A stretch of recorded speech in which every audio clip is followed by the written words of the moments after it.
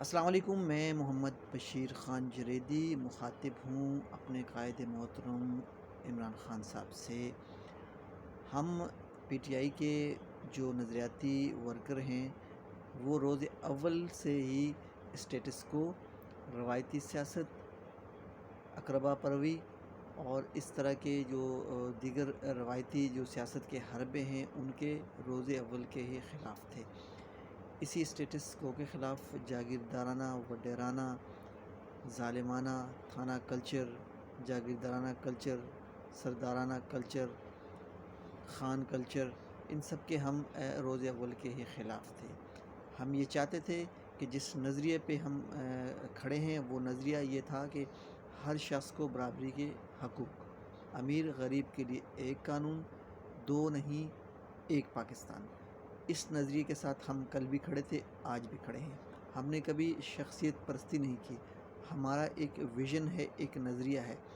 اس نظریے کے مطابق اگر ہمیں یہ محسوس ہوا کہ کوئی بھی عوام دشمن فیصلے ہو رہے ہیں یا ایسے فیصلے ہو رہے ہیں جن کا براہ راست عوام کو نقصان پہنچ رہا ہے، تو ہم پی ٹی آئی کے نظریاتی ورکر جو ہیں اس پر کھل کر آواز بھی اٹھائیں گے اور مخالفت بھی کریں گے۔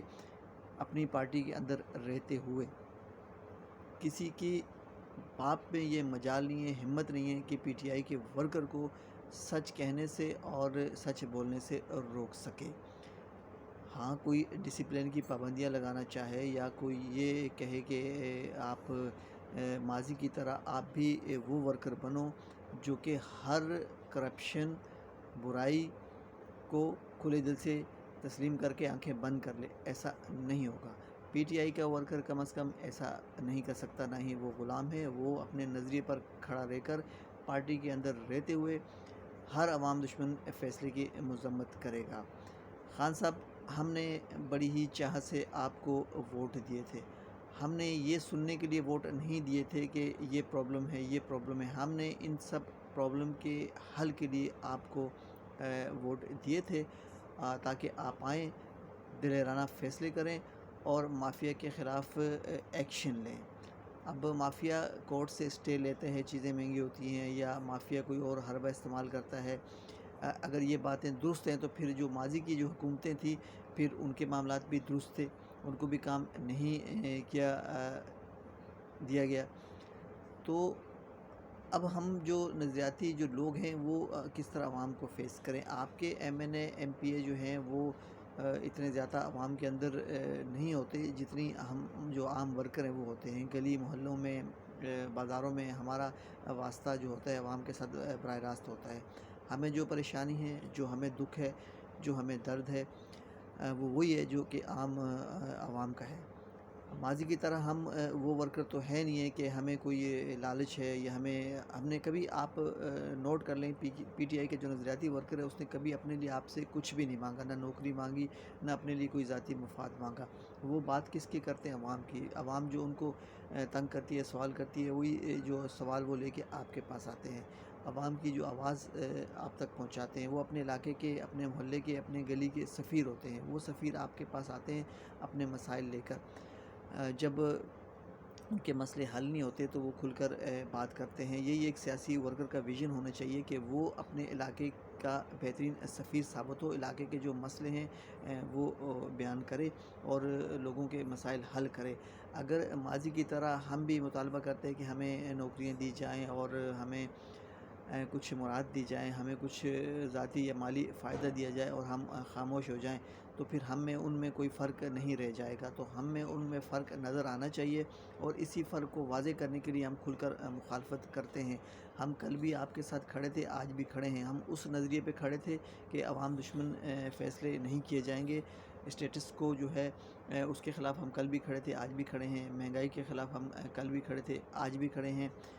اس مافیا کے خلاف ہم کل بھی کھڑے تھے، آج بھی کھڑے ہیں۔ منشیات فروشی کے خلاف ہم کل بھی کھڑے تھے، آج بھی کھڑے ہیں۔ وہ تھانہ کلچر جہاں ایک عزت دار شخص اگر جاتا ہے تو اس کو تو طلاق سے بات کی جاتی ہے، جبکہ ایک منشیات فروش یا جرائم پیشہ شخص جب تھانے میں جاتا ہے، چونکہ وہ تھانے کو کھلاتا پلاتا ہے، اس کو عزت کے ساتھ بٹھا کے چائے پلائی جاتی ہے، جبکہ کوئی اپنی شکایت لے کے تھانے میں جاتا ہے کسی بھی ادارے کے خلاف یا کسی جرائم پیشہ شخص کے خلاف، تو وہ ادارہ جو ہے الٹا اس جو شکایت لانے والے کے اوپر اس کو پریشرائز کر دیتا ہے، اور جن کے خلاف شکایت ہوتی ہے ان کو سیف پیکج دیتا ہے، ان سے کہتا ہے کہ فلاں شخص نے آپ کے خلاف شکایت کی ہے، اس کو ٹائٹ کرو اور ہمیں اتنا دو۔ تو یہ جو کلچر ہے، اس کلچر کے ہم کل بھی خلاف تھے، آج بھی خلاف ہیں۔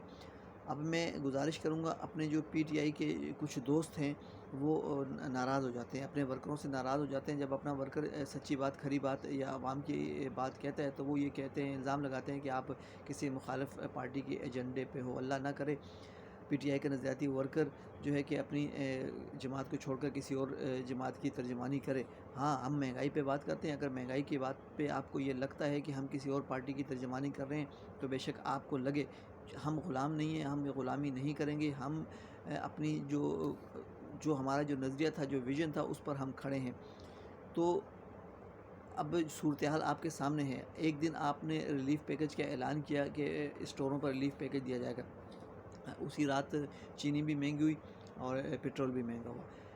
اسی کے ساتھ ساتھ آپ نے جو پیکج دیا ہے، اس پیکج کے میں بالکل ذاتی طور پر خلاف ہوں۔ یہ کرپشن کے ایک دروازے کھلیں گے، جس طرح یوٹیلیٹی اسٹور آپ دیکھ سکتے ہیں، یوٹیلیٹی اسٹور پر کس طرح ایک غیر معیاری اشیاء وہاں دی جاتی ہیں، اور اس کے بعد اس میں کرپشن عروج پر ہوتی ہے کہ یوٹیلیٹی اسٹور پر جو سامان ہے وہ عام دکانداروں کو بیچ دیا جاتا ہے، تھوڑی سی جو ہے چینی لا کے دی جاتی ہے، باقی جو عام لوگوں کو بیچ دی جاتی ہے۔ اسی پیکج کے جو آپ پیکج دے رہے ہیں، اس کے بجائے آپ پورے ملک میں یکساں طور پر چیزیں سستی کر لیں، تو وہ سب سے بہترین پیکج ہوگا، کیونکہ اس پیکج سے ایک تو یہ کہ ایپس، موبائل اور ہر غریب آدمی کو اس طرح کی چیزیں آتی بھی نہیں ہیں، وہ پریشان ہو جاتا ہے۔ پھر دوسرا، جس دکان پر یہ سسٹم ہوگا تو وہ دکاندار بھی کرپشن کریں گے، جو ہمارا ماضی کا تجربہ تو یہی رہا ہے، تو اس سے عام لوگوں کو اس طرح کا فائدہ نہیں ہوگا۔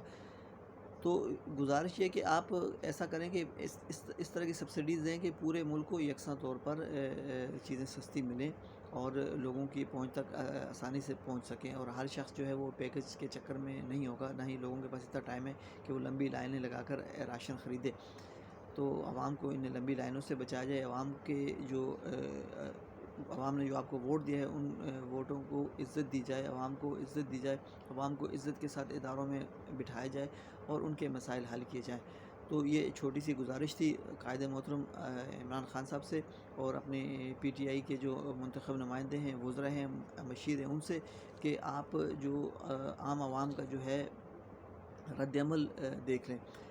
یہ تو اللہ کا شکر ہے کہ اپوزیشن کے اوپر جو ہے عوام کو کسی طور پہ کوئی بھروسہ نہیں، اپوزیشن نے بہت زور لگایا، لیکن سب کو پتہ ہے اپوزیشن جو ہے وہ اپنے این آر او کے چکر میں اور اپنے جو کرپشن ہے اس کو بچانے کے چکر میں، اس لیے اپوزیشن پر کوئی کان نہیں دھرتا، نہ ہی ان پر بھروسہ کرتا۔ اتنی مہنگائی کے باوجود آج مانسہرہ میں جو جلسہ ہوا، آپ دیکھ سکتے ہیں، ایک تاریخی جلسہ تھا، اور عوام کے ایک ٹھاٹے مارتا وہ سمندر تھا۔ یہ اس بات کی علامت ہے کہ لوگ اب بھی خان صاحب آپ پر بھروسہ کرتے ہیں، اور یہ سمجھتے ہیں کہ آپ ہی اس ملک کی واحد امید ہو، آپ ہی اس ملک کے مسائل حل کر سکتے ہو۔ تھوڑے سے آپ ان جو عوام ہے ان کی محبت کا سوچیں، کہ اتنی مہنگائی کے باوجود یہ آپ کے ساتھ کھڑے ہیں۔ اگر سچ پوچھیں، اگر اتنی مہنگائی کسی اور دور میں ہوتی تو عام عوام جو ہے وہ رد عمل کے طور پر سامنے باہر نکلتی، اور حکومت کے لیے بہت ہی مشکل وقت ہوتا، لیکن اس مہنگائی کے باوجود بھی عوام آپ کے ساتھ کھڑی ہے، تو عوام کا بھی حق بنتا ہے کہ عوام کو کچھ دیا جائے، تو ان کا حق دیا جائے، چیزیں سستی کی جائیں، ان کو کچھ ریلیف دیا جائے۔ بہت قربانی عوام نے دے دی، اب وقت آ گیا ہے جن لوگوں نے کرپشن کی ہے ان کو پکڑیں، ان کے وہ مسائل نہ بتائیں کہ یہ اسٹے لے لیتے ہیں یا یہ عدالتوں سے وہ ہو جاتے ہیں۔ آپ دلیرانہ فیصلے کریں، ان کے خلاف سخت سخت کارروائی کریں، عوام آپ کے ساتھ کھڑی ہے، ان سے پیسہ ریکور کریں۔ انہوں نے جو مزے کیے، ان کے بچے جو باہر مزے کر رہے ہیں، ان کی سزا عام پاکستانی کو نہ دی جائے، عام پاکستانی کے ساتھ اچھا رویہ رکھا جائے، اور عام پاکستانی کو عزت دی جائے، عام پاکستانی کو تھانوں میں، اداروں میں، اور جس محکمے میں جائیں وہاں عزت کی نگاہ سے دیکھا جائے۔ رشوت خوری کا جو بازار گرم ہے اس کو ختم کیا جائے، تھانے کلچر کو ختم کیا جائے، دو نہیں ایک پاکستان کی جو عملی تصویر ہے وہ ہمیں نظر آنی چاہیے۔ اللہ حافظ۔